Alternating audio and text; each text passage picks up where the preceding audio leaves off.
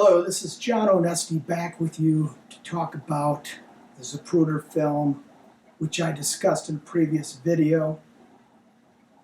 And I mentioned the unusual behavior and observations in and around the presidential limousine that day. And I talked about how Governor Connally, who was seated in the jump seat in front of the president, after the fatal headshot, can be seen going into the back of the car for some reason, which he leaves out of his testimony and interviews. Now that, for some people, will try to brush that away, that it's insignificant, but there's much more, and that's why I'm doing this second video here to discuss and expound upon Connally and LBJ, their relationship, and their strained conflict with the Kennedys. And let me start out by just saying that Connally I'll remind you in the previous video, that Connally was one of LBJ's top allies. They rose together in Texas politics, and Connally managed Johnson's campaigns. In the early 60s, Johnson was surrounded by scandals, which would have most likely led to his downfall in politics and maybe worse. But at the very least, the Kennedys had decided that they would jettison Johnson off of the presidential ticket for the 1964 election. So Johnson and Connally were very upset about that, and they were worried that these scandals, which there were two large ones and probably more, but one was involving Billy Sol Estes, and another one was Bobby Baker. Estes was one of Johnson's business partners and campaign contributors, and Bobby Baker was Johnson's man in the Senate, and both of them were being investigated, and it would have led to trouble for Johnson. So they wanted to get even with the president. And how did they do that? Well, there were some very suspicious activities occurring in Los Angeles. John Connally had a son-in-law by the name of Robert Allen Hale, and Robert Allen Hale was seen by FBI officials leaving Judith Exner's apartment in LA on August 7th, 1962. Hale and his twin brother were seen by FBI officials leaving a burglary, Exner's apartment. 2 days prior to that, on August 5th, 1962, in LA, also, Marilyn Monroe was murdered. Now you might say, what does this have to do with anything? Well, the person that they observed was Connally's son-in-law, or former son-in-law, because Connally's daughter was killed suspiciously by a gunshot, which Hale was suspected of doing, but it was later ruled a suicide, but it was suspicious. He was found not guilty, or it was just released. I'm not sure if it went to court or not, but in any case, Hale was around some very suspicious activities, and he leaving Exner's apartment would be one of those. Now, those two women, Exner and Marilyn Monroe, are important because both of them are widely believed and portrayed as JFK's mistresses, which may or may not be true. But we do know that they were couriers of information to the president and the Attorney General and that information in the case of Exner would have had to do with CIA and organized crime because she had a relationship with Sam Giancana. And in the case of Marilyn Monroe, it would have had to do with the media, Hollywood, the CIA, Operation Mockingbird, and more. I'll add also that another mistress, or so-called mistress, was Mary Pinochet, who was Cord Meyer's wife. She was later found, she was murdered a year after the assassination.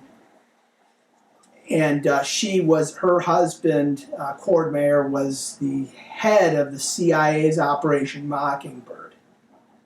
So there you have three so-called mistresses of JFK, which all had in common being information carriers, and two of the three were murdered, and the other one was very closely monitored, and we know that.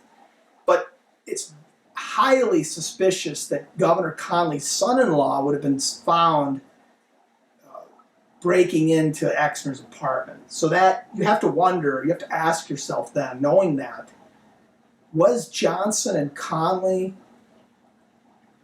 in 1962, and who knows how much before that, were they running a counterintelligence on the Kennedys, knowing that the Kennedys were investigating their scandals and that they were going to remove Johnson from the ticket? Is that what was going on there? Were they trying to frame Robert Kennedy for the death of Marilyn Monroe? You have to ask yourself that, knowing that Exner's apartment was broken into 2 days after. And you could check all that out, research it for yourself. Another item I'll mention is that the mainstream media loves to dirty up the president, Kennedy, the former President John Kennedy, by saying that he had these mistresses and he was unfaithful to his wife and so on and so forth. And that may or may not be true, but let's discuss facts here. Facts are, there has never been an illegitimate child of JFK like there has been shown one of LBJ, yet the media really loves to point out how JFK was this unfaithful, dishonest man when it came to sex, but they don't treat these two men equally. Why don't they talk about LBJ and his illegitimate son, which you can read more about in a book called Texas in the Morning by Madeline Duncan Brown. And also in that book, you will find, because she was Johnson's mistress, and she was at Murchison's mansion the night before JFK was killed. Guess who else was there? John Connally, Johnson, and many other people. And Johnson at that time told Madeline that after the next day, the Kennedys would never embarrass him again. And you can find that in her book, Texas in the Morning. Another point that I did not discuss in the previous video, which I would be remiss not to tell you now, is what happened to Connolly's clothes on that day, the clothes he wore at Daley Plaza that day. Did you know that Henry Gonzalez, longtime congressman from Texas, was ordered by LBJ to bring Connolly's clothes from Dallas to Washington, where they were cleaned, laundered, pressed? Why? If Connolly was hit and that was his blood on his clothing, why would it be necessary to bring those clothes to Washington and have them cleaned?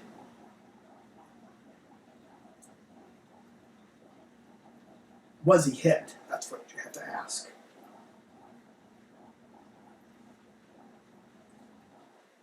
Also, who do you suppose it was that convinced JFK to go to Texas and to include Dallas on that trip? Who do you suppose it was that convinced him that that was a smart thing to do and that was necessary and that they needed to bring together the Democratic Party in Texas? Take a guess. It was John Connally. And he went to the White House in early October, the month before JFK was assassinated, to convince the president that he needed to come out to Texas and to include Dallas in that trip. Another item, Lee Harvey Oswald.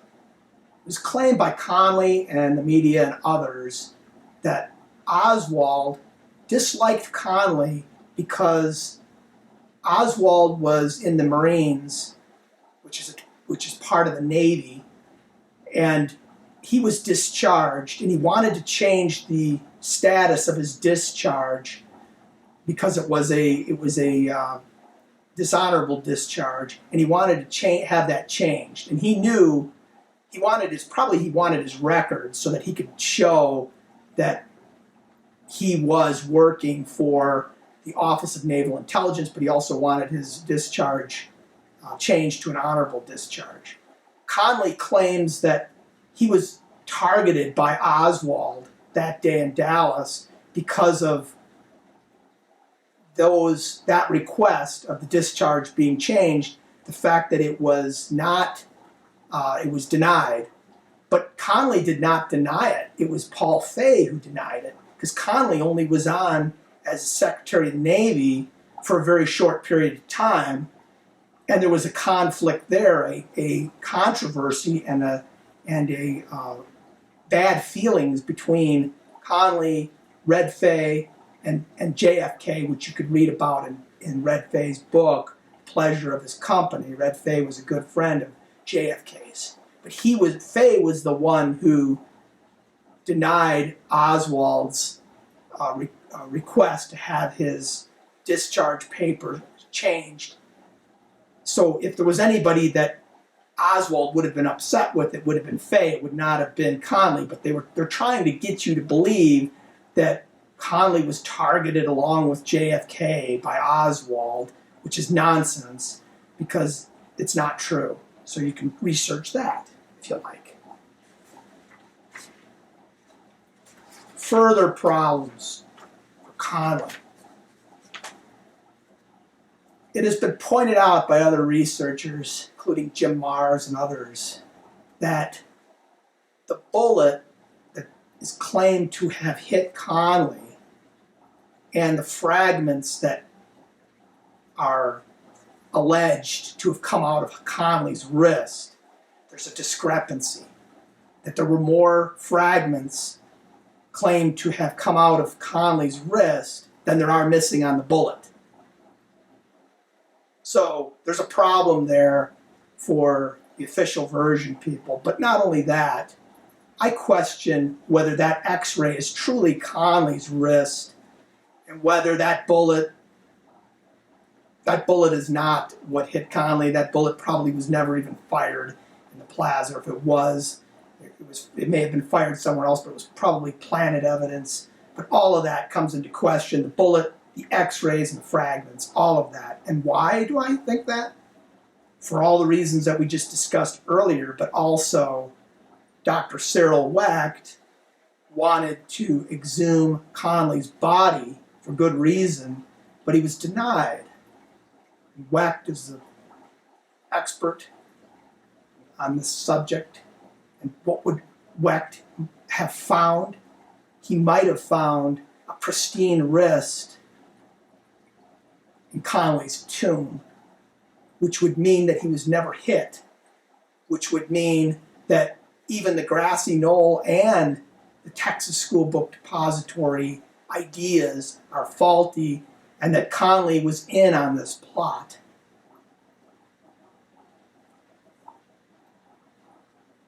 So what was it that the family didn't want us to know, didn't want Wecht to discover by exhuming Connally's body? have to ask yourself those questions. Now, I'm going to be doing more videos discussing what had happened even before and after Dealey Plaza, but also focusing again on the unusual behavior of those in and around the car. I'll be discussing the Secret Service and their role in this,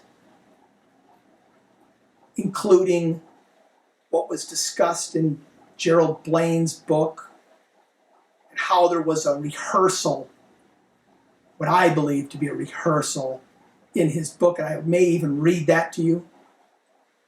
And I'll discuss other members, people who were in the car and around the car and what they did. And I'll even talk about other things like the paint marks on Elm Street.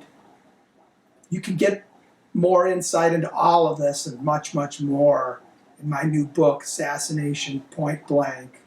I'm John Onesti. Hope you read my book and hope you watch my videos. Have a nice day.